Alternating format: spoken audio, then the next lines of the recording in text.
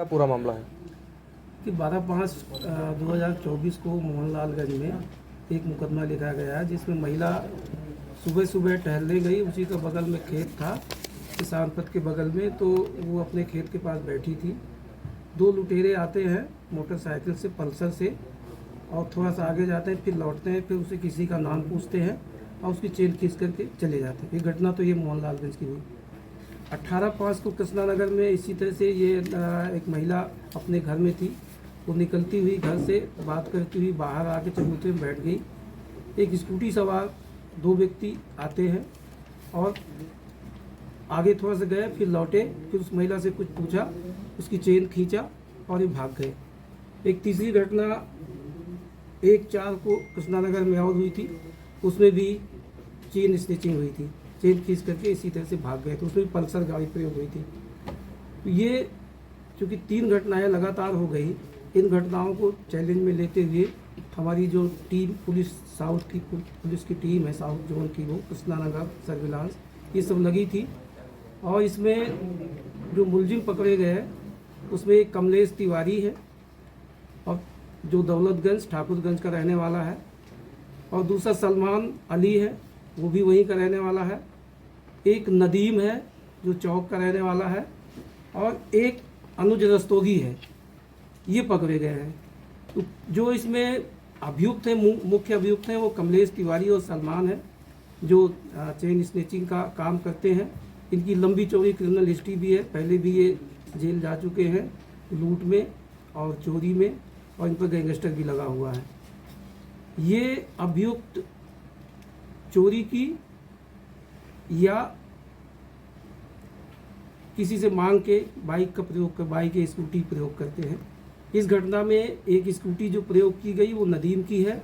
नदीम 2 काम करता है, एक तो स्कूटी उपलब्ध कराया, दूसरा नदीम फिर जो ये सामान लाते हैं उसको बेचने का काम करता है। अब बेचता किसको है? एक अनुज रस्तोगी है, वो शराब है उसको बेचता है। तो अनुज रस्तोगी से को भी गिरफ्तार कर लिया गया है, उसके यहाँ से बरामदगी हुई है।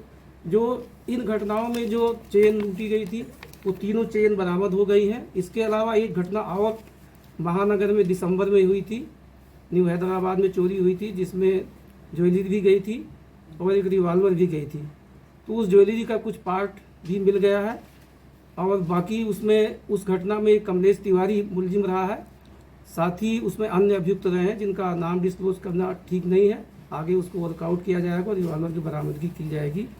इस घटना में जो पल्सर मोटरसाइकिल प्रयोग की गई वो चोरी की मोटरसाइकिल है, उसको तस्दीक किया जा रहा है किसकी है, और उसको कार्रवाई आगे की जाएगी। इस घटना में जो ये अभियुक्त हैं, इन अभियुक्तों के खिलाफ तत्परता से साक्ष्य संकलित करके और इनको सज़ा अधिक से अधिक दिलाई जाएगी, तथा जो पूर्व के मुकदमे हैं उन पर भी इन पर कार्रवाई अमल में ला करके उनकी जमानतें भी कैंसिल की जाएंगी। सर, जो कमलेश है 28 मुकदमे इसके ऊपर हैं, पुराना क्रिमिनल, मतलब पुराना वो है, खिलाड़ी है, तो लूट कितनी लूट कबूली है अभी इसने? नहीं, पहले के तो मुकदमे चल ही रहे हैं जितने भी हैं। अभी जो ये घटनाएं हुई है इधर लास्ट में, ये तीनों घटना जो लूट की है ये कबूली है, प्लस जो वो चोरी की घटना उसको इसने कबूल किया है। सर, इनकी टीम में टोटल कितने सदस्य हैं अभी पूछताछ में जो सामने आया है, क्या बताएं? देखिए, इनकी टीम में मूल रूप से जो अभी जो है 4 अरेस्ट हुए हैं। इसके अलावा कुछ और सदस्य भी हैं जो इनको सहयोग करते हैं, उनके बारे में अलग से कार्रवाई चल रही है। सर, जो ये घटना करते हैं क्या नई दूसरी गाड़ी से करते हैं, मतलब हर घटना को दूसरी गाड़ी से अंजाम देते हैं? 2 घटनाएं जो किया, एक ही गाड़ी से यूज़ किया जो चोरी की पल्सर थी, और एक घटना स्कूटी से किया है। इसके पहले भी घटनाएं किया। सर, ये जो ज्वेलर है, ये जो उनका माल खरीदता था, इसके पास से कोई बड़ा माल बरामद हुआ है क्या? हाँ, ये ज्वेलरी बरामद हुई है। उसमें से कुछ ज्वेलरी, जैसे ये महानगर की जो घटना थी, वो तो उसी के यहाँ से बरामद हुई है। सर, चारों का कनेक्शन क्या है, कब पहली मुलाकात हुई और कैसे? ये आपस में दोस्त हैं और सभी एक साथ उठते बैठते हैं, और क्योंकि काफी क्या ये नशेड़ी टाइप के भी लोग हैं क्या? नशे की वजह से किस लिए ये जुर्म करते हैं? हाँ, ये स्मैक पीते हैं, शराब भी पीते हैं, और इस तरह से अवैध कमाई करके उसको नशे में उड़ाते भी हैं। तो कमलेश तिवारी पे 28 मुकदमे हैं, क्या जमानत जो लोग लगातार ले उन पर भी कुछ क्लियर है? अब जमानत जिन लोगों ने लगातार लिया है उसकी छानबीन की जा रही है, उनके खिलाफ भी कार्रवाई की जाएगी। सर, अपराध करने के बाद ये शहर में ही रुकते हैं या शहर छोड़ देते हैं?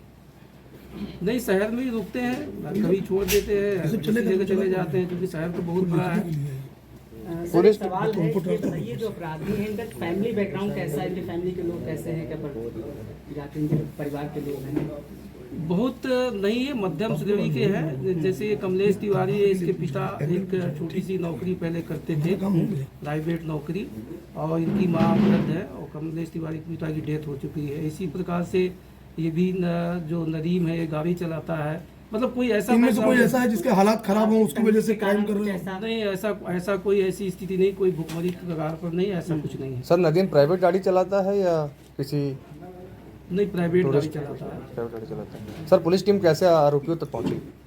पुलिस के देखे अपना हमारी सर्विलांस टीम और ये बाकी चीज़ें तो है ही है, इसके अलावा कुछ मुखबिर भी होते हैं जो सूचनाएं मिलती हैं, उसके आधार पर। सर इनको नदीम गाड़ी कहाँ से मुहैया कराता था?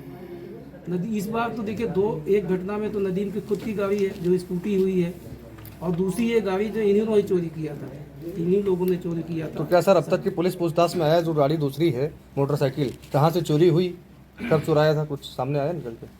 हाँ, वो 4-5 क्योंकि अधिकतर ऐसे मामले होते हैं चोरी की बाइट बताई जाती है, उसके बाद जांच जो है ठंडे बस्ते में चली जाती है। नहीं, वो जानकारी कर ली गई है, वो महियाओं एक बड़ा खुलासा हुआ है, तो आप अपनी टीम के लिए क्या घोषणा कर रहे हैं?